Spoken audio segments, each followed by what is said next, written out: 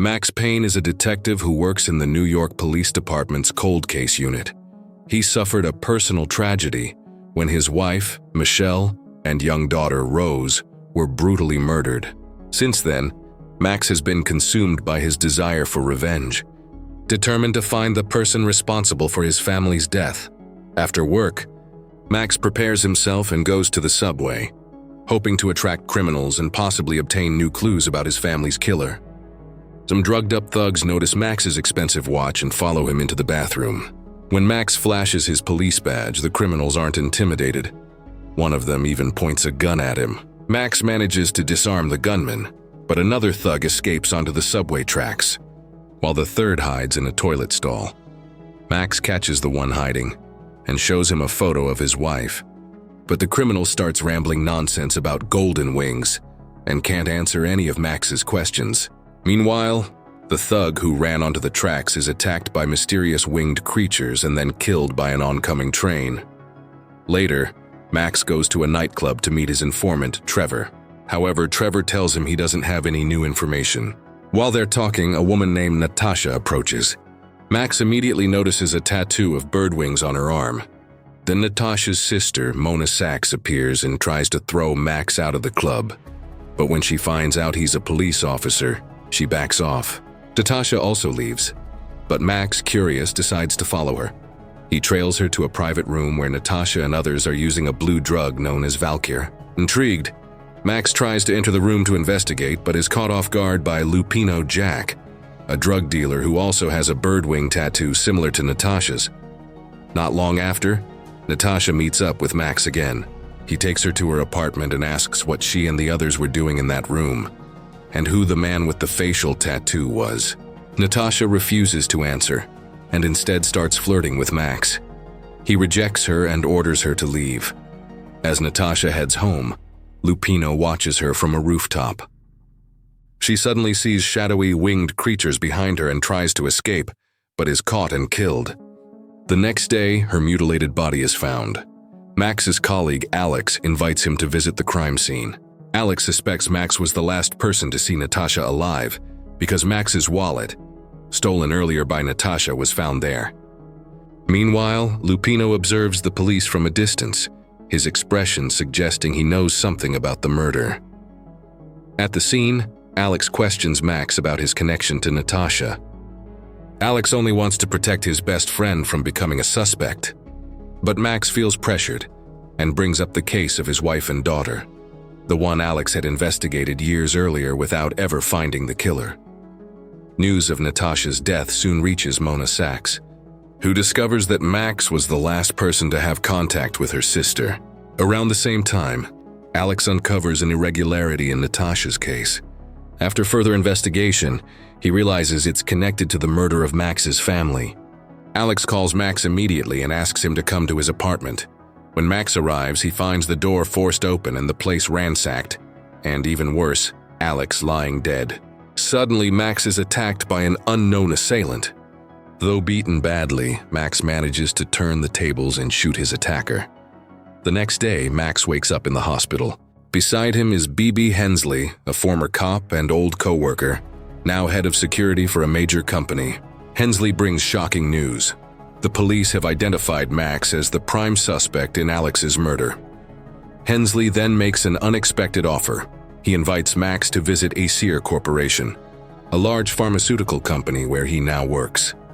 When Max arrives, he is greeted by the company's CEO, Nicole Horn. She expresses her condolences for the death of his wife, who had once worked for Aesir. In honor of Michelle's contributions, Nicole and Hensley announce the creation of a scholarship fund in her name. Later, Max and Hensley attend Alex's funeral. There, Max is slapped by Alex's grieving wife, Krista, who accuses him of being responsible for her husband's death and orders him to leave. As Max walks away, he is approached by Detective Jim Bravura from Internal Affairs. Bravura informs him that he's under investigation for the murders of both Natasha and Alex, and that he may have ties to known criminals. Max denies everything and leaves. Determined to uncover the truth, Max goes to Alex's office. Ignoring the objections of other officers, he locks himself inside and finds a file related to Natasha's murder. After analyzing it, Max discovers that before she died, Natasha had contacted Owen Green, a friend of hers and a Valkyr addict. When the police break down the door, Max has already escaped through the window. He immediately heads to the slums where Owen lives, but realizes he's being followed. Max draws his gun, but before he can act, Mona Sachs ambushes him, pointing her weapon at his head and ordering him to drop his gun. She accuses him. Mona accuses Max of being her sister's killer and begins beating him with a bat, demanding that he tell her how everything happened. However, Max manages to convince Mona that they should work together. He explains that their loved ones were probably killed by the same person, and that Owen Green might be the key to finding the real culprit. They finally arrive at Owen Green's apartment. But they aren't alone. Lupino is already there. When Mona and Max find Owen, he is delirious and seems tormented by dark winged creatures. Suddenly, one of the creatures grabs him and throws him out the window, killing him instantly. Mona and Max don't see the creature and assume Owen jumped to his death. Before he dies, however, they notice a tattoo of wings on his arm. To learn the meaning behind the tattoo, they visit the tattoo studio where Natasha got hers.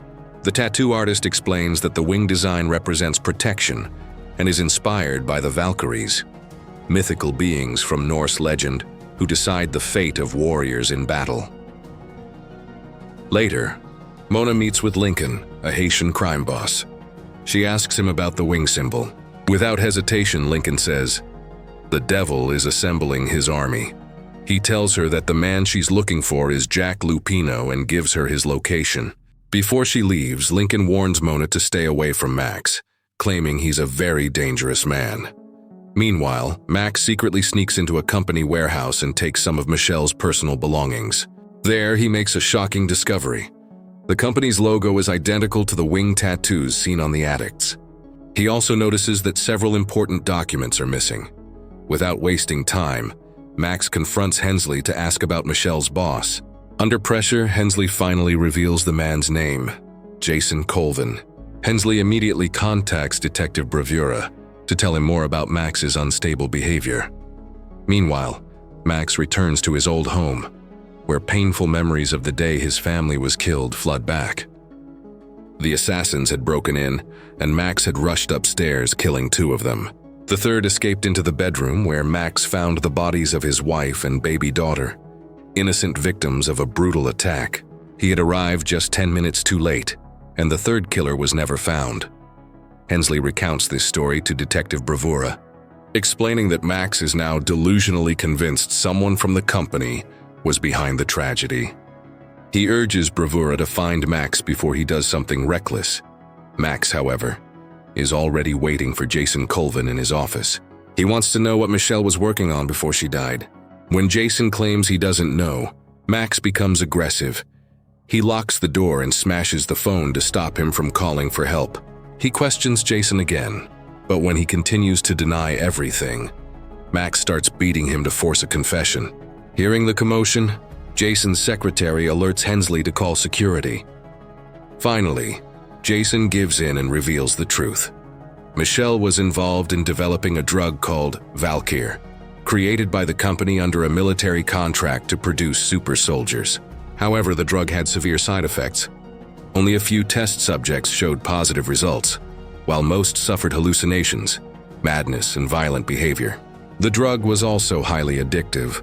The soldiers who used it became uncontrollably violent and killed the scientists to get more doses.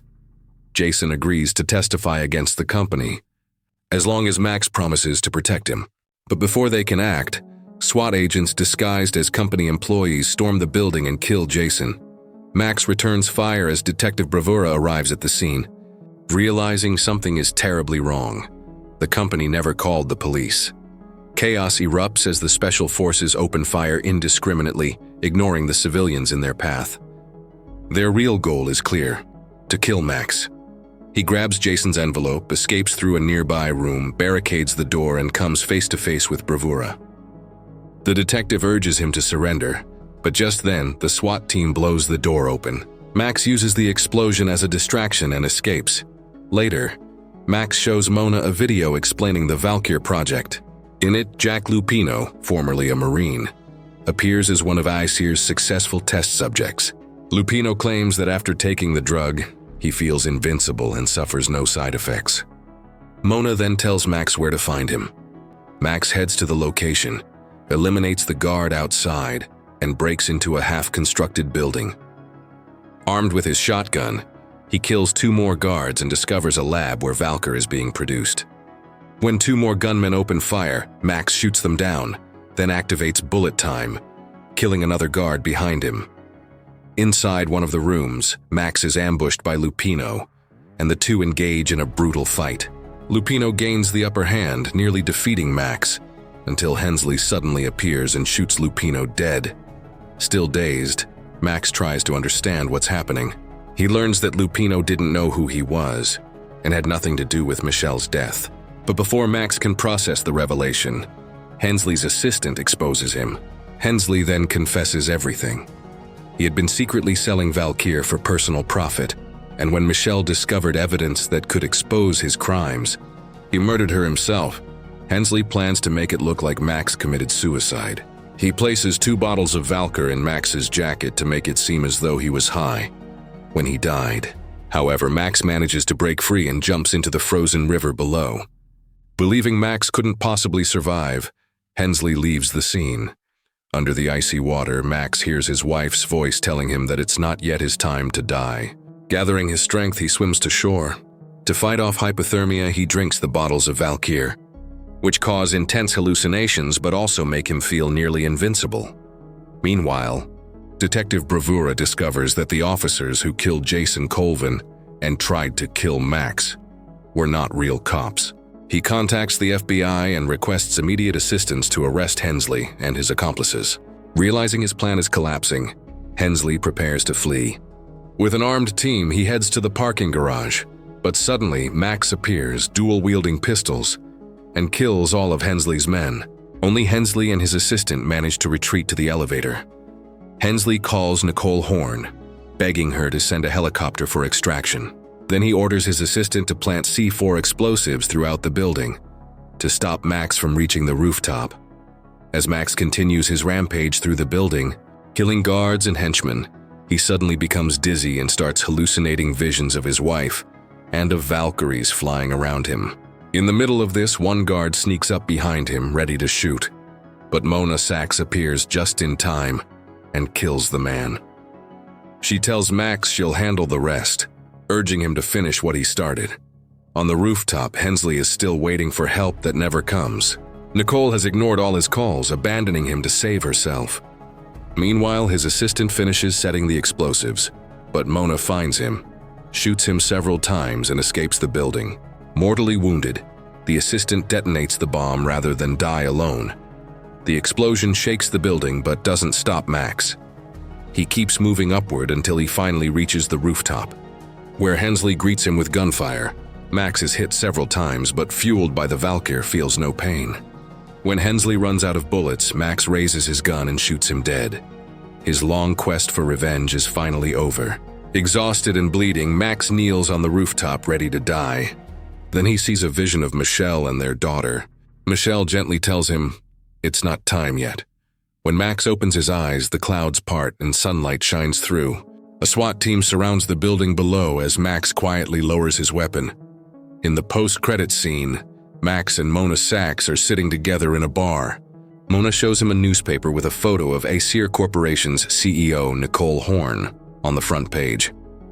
Max and Mona exchange a silent look of understanding and determination, aware that their fight is not yet over. That's the end. If you've made it this far, comment with the words pistachio cream, subscribe, and hit the like button. See you next time, bye-bye.